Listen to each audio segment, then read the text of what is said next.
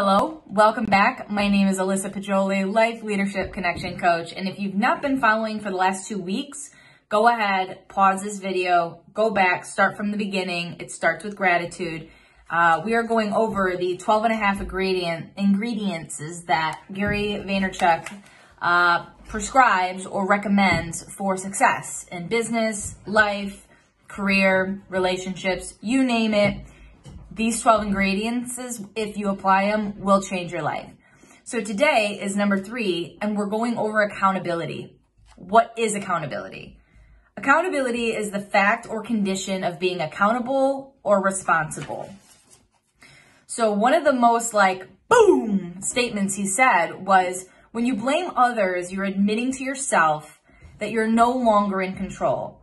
You give leverage to the person or persons that you're pointing the finger at, and you become a victim of the situation you are in. No matter what challenge you are facing, accept that in some way you made a decision that put you in that current situation or circumstance. So again, that is where this responsibility really comes into play and can make a big change in our lives.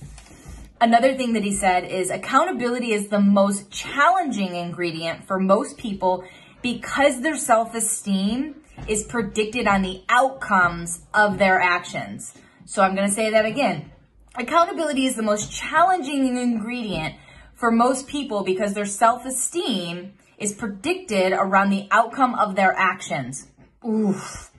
So it's hard to take blame when you're not the kind of person, or when you're not kind to yourself or optimistic about the future. So taking accountability leaves you completely vulnerable at the cost of other people's judgments, because again, you can't blame, and it requires you to have that kindness and optimism that not a lot of people consciously choose to apply. And again, with that insecurity, that vulnerability, the reason why we avoid taking accountability and responsibility is because when you don't overvalue your own opinion, it's easy to not overvalue the opinions of others. And that is just not a natural thing that we have instilled. So don't overvalue your own opinion, and you won't overvalue the opinion of others, so that it'll be less scary to take some accountability and responsibility.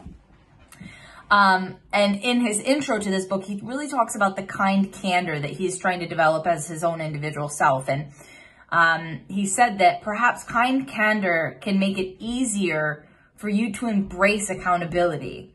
It means that you don't have to passively accept the blame.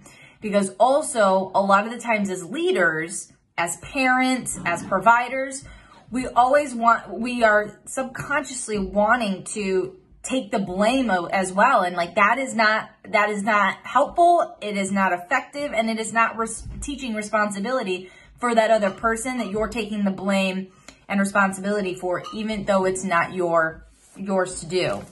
So again, the most slap in the face from this chapter that I'm just going to repeat one more time is, when you blame others, you're admitting to yourself that you're no longer in control, and that you are giving leverage to the person or persons you're pointing the finger at, which makes you become a victim of the situation you're in, which is a cause and reality based on a previous decision and situation that you made previously. So, accountability.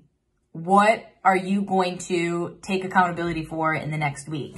What is something that's kind of maybe chapping you or giving you a negative impact that if you just took accountability and responsibility and apologized or had that vulnerable conversation or let go of the thoughts of others, would make a positive impact in your week moving forward? Self-awareness, reflect, have gratitude. You are so lucky. And accountability. Own your shit. Why not? Take care. I'll see you next week.